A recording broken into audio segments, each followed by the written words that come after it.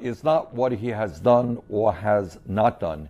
It is his total hypocrisy. When Trump campaigned for president, he told the American people that he would be a different type of Republican. You all remember that? He said that he would stand up for the working class of this country. He put some really strong ads on television. He said he would take on the political and economic establishment. That's what he said during his campaign. Now, almost 100 days into his administration, let's see what he did as opposed to what he said. During his campaign, candidate Donald Trump said that he was going to drain the swamp. Drain the swamp. He said, and I quote, "We can't fix a rigged system by relying on the people who rigged it in the first place," end of quote. But during the first 100 days, Donald Trump has brought more billionaires into his administration than any president in history. In fact, his chief economic advisor is Gary Cohn, the former president of Goldman Sachs, a man who received a $285 million severance package from Goldman Sachs before accepting his appointment. As all of you will recall, Goldman Sachs paid a $5 billion fine to the federal government because of their illegal activities with regard to subprime mortgage loans.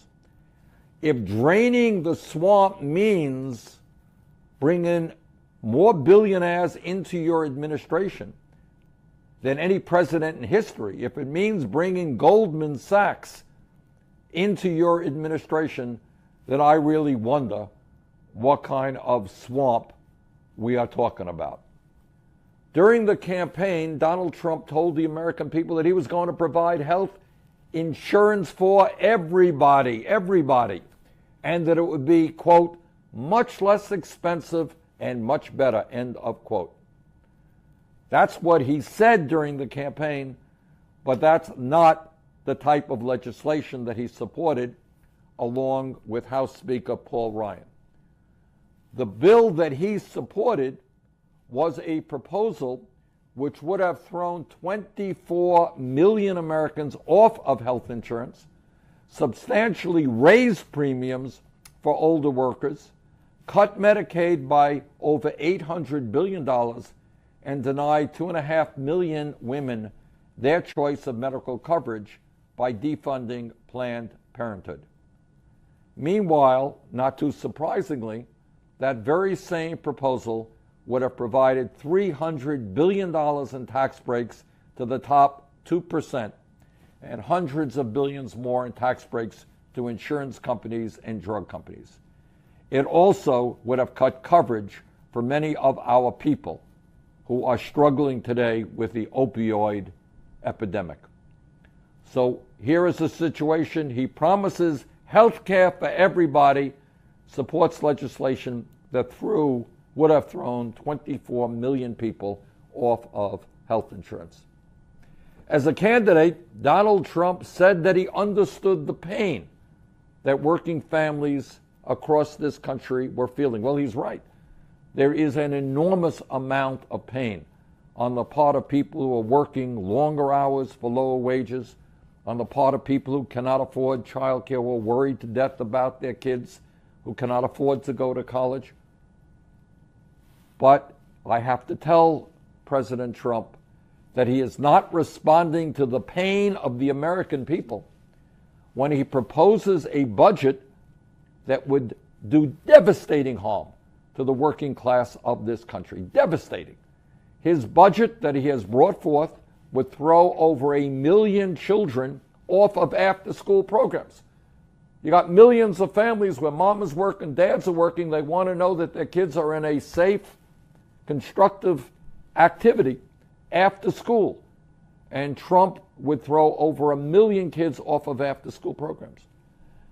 President Trump, you're not championing the needs of working families when your budget would kick 200,000 families out of their homes by cutting affordable housing. We've got a major crisis in this country in affordable housing. Millions of people spending 40, 50% of their incomes on housing, and your budget would throw 200,000 families out of their homes? That's not helping the working class of this country. Mr. President, you don't help working people when your budget would eliminate financial aid to more than 1.5 million college students. Our job is to make sure that kids can get into college, not make it harder for them to get the higher education they need. Mr. President, you're not a different kind of Republican when you propose a budget that would eliminate heating assistance to 6 million families by abolishing the LIHEAP program. Working families need help so they don't go cold in the wintertime. They need help so that they can afford air conditioning when the temperature becomes 100 or 105 degrees.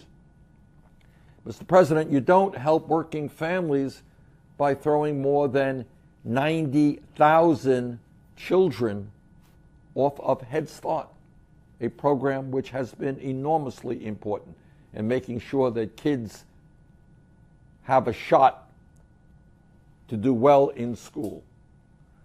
And while President Trump has proposed devastating cuts to after-school programs, to the Meals on Wheels programs, to Head Start, to all of these programs that help working families, there's something else that he has been fighting for in his first 100 days. And that is, he has just introduced a one-page proposal on taxation, so-called tax reform, that would provide trillions of dollars in tax breaks to billionaires like himself and the most profitable corporations in this country. At a time of massive wealth inequality, when the top 1/10 of 1% now owns almost as much wealth as the bottom 90%, if you can believe it, and it's true, President Trump wants to repeal the estate tax, a $353 billion tax giveaway to the wealthiest 0.2 of 1%. The only people who would benefit from that tax proposal are the top 0.2 of 1%. $353 billion in tax breaks to the very richest people in the country. At the same exact time, he wants to cut back on program after program that helps little children, helps senior citizens, helps college students, helps working families. Under Donald Trump's plan, the Walton family of Walmart, the wealthiest family in this country, would get a tax break of up to $53 billion. That's what happens when you repeal the estate tax. I want you to think about this. The wealthiest family in this country would get a tax break of up to $53 billion. The Koch brothers, the second wealthiest family in this country, a family that is spending hundreds of millions of dollars to try to buy elections for candidates who will protect the interest of the wealthy and the powerful. The Koch brothers family would get a tax break of up to $34 billion. Sheldon Adelson's family, and Mr. Adelson contributed $5 million to the inaugural program of the president, would get a tax break of up to $12.6 billion. Oh, and by the way, just in passing, Donald Trump's own family would get a tax break of up to $4 billion. So here you have in one proposal, and when we talk about a rigged economy, my friends, this is what we are talking about. In one proposal, there are tax breaks that go to the top 0.2 of 1% exclusively. 99.8% of Americans would not get a nickel in tax breaks by the repeal of the estate tax. Furthermore, as part of Trump's tax proposals, tax plans for the future, and remember again, this is a guy who said, hey, I'm a different type of Republican. I'm going to stand with the working families of America. I'm going to take on the establishment. But at a time when 1 out of 5 large profitable corporations pays no federal income taxes at all, President Trump wants to provide a $600 billion tax holiday to companies that are stashing their cash in the Cayman Islands and other offshore tax havens. So I say to President Trump, no, we will not give even more tax breaks to millionaires and multi-billion-dollar corporations while children in America are going hungry and while veterans are sleeping out on the street. This is not a proposal that works for working families. This is a proposal exclusively for billionaires. During the campaign, as I think many of you will recall, Donald Trump promised that he would not cut Social Security, Medicare, or Medicaid. But as president, he has filled his administration with politicians who have spent their entire political careers trying to slash these programs. Tom Price is the Secretary of Health and Human Services. He has spent his entire political life trying to figure out ways to cut Medicare. Mick Mulvaney, President Trump's budget director, has been very public, he hasn't hidden it, about his desires to cut Social Security. In fact, he has referred to Social Security as a Ponzi scheme. During the campaign, Donald Trump said that the pharmaceutical industry is getting away with murder. Candidate Trump promised to allow Americans to purchase low-cost prescription drugs from Canada and other countries and to require Medicare to negotiate for lower-priced medicine. But as president, Trump has done absolutely nothing to lower the cost of prescription drug. Even worse, his nominee to head the Food and Drug Administration has received millions of dollars from big pharmaceutical companies and is strongly opposed to Trump's campaign pledges to lower drug prices. During his campaign for president, Donald Trump promised that he was going to stop Wall Street from getting away with murder. End of quote. He inserted language into the Republican Party platform to reinstate the Glass-Steagall Act to prevent Wall Street banks from gambling with the bank deposits of the American people. That's a good idea. But as president, we haven't heard Donald Trump say one word, not one word, about cracking down on the greed and recklessness on Wall Street. In fact, Donald Trump recently signed an executive order that would begin to deregulate the exact same financial institutions whose illegal behavior caused millions of Americans to lose their homes, jobs, and life savings 9 years ago. In fact, he's doing exactly what Wall Street wanted him to do. He's not standing up to Wall Street. He is doing what Wall Street wanted him to do. Candidate Donald Trump promised that he would fight for policies that would buy American and hire American. We all remember that. But his own businesses still manufacture ties in China, clothing in Mexico, furniture in Turkey, picture frames in India, and shirts in Bangladesh, where workers are paid just 30 cents an hour. So how do you talk about buy American, hire American, and still continue as a businessman to manufacture a lot of his products abroad?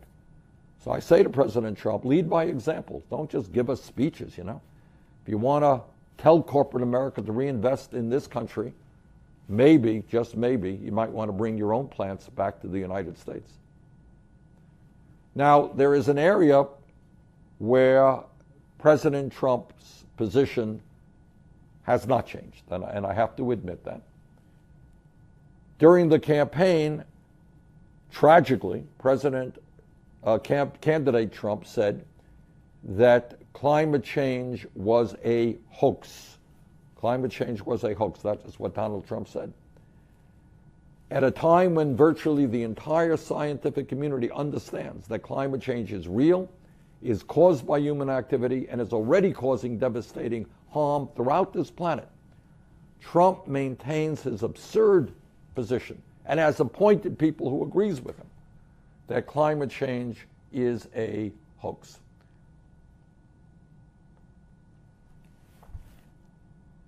Further, what President Trump is also doing in a way that is unprecedented in modern American history is trying to divide us up by race, by religion, by national origin, by our gender, and by our sexual orientation. A good president, conservative presidents, progressive presidents, understand that one of their main jobs is to bring people together. Over the past 100 days, this president seems to be doing everything that he can to divide us up, to turn one group of Americans against another group of Americans. He wants us to live in fear and to live with hatred, not to live with love and respect. Now, if there is a silver lining in the past 100 days, it is this. It is that the American people are beginning to understand that when they stand together, when they fight back, there is nothing that we cannot accomplish. When Donald Trump and Paul Ryan came up with their disastrous health care plan to throw 24 million Americans off of health insurance, the American people fought back, and that plan was defeated. In my view, our job is not just to prevent the repeal of the Affordable Care Act, it is to pass a Medicare for all single-payer system, guarantee health care to all people as a right. That's what the rest of the industrialized world does. That's what we should be doing. Just the other day, along with 20 other senators, I introduced legislation that would finally allow working people in this country to have a living wage, $15 an hour. We've got to raise the minimum wage. We have got to bring forth an infrastructure plan that puts 15 million people back to work and rebuilds our crumbling roads and bridges. We've got to continue the fight to make public colleges and universities tuition free and have a Wall Street speculation tax pay for that. We need to join almost every country on earth, rich or poor, in making sure that working families have paid family and medical leave. And there is legislation that has been introduced providing 12 weeks of guaranteed paid and family leave. We have got to take on the greed of the pharmaceutical industry by lowering the outrageous cost of prescription drugs. People are dying today because they cannot afford the high prices that the drug companies are paying. We have got to expand Social Security, not cut Social Security. We need comprehensive immigration reform to provide a path towards citizenship, not scapegoating the undocumented. We need real criminal justice reform by ending the mass incarceration of African Americans, Latinos, and Native Americans. We've got to invest in our young people, not in jails and incarcerations.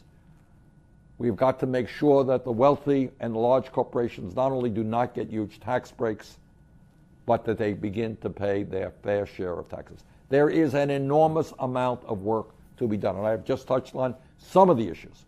So let us stand together. Let us go forward. Let us demand a government that represents all of us and not just the 1%. Now is not the time for despair.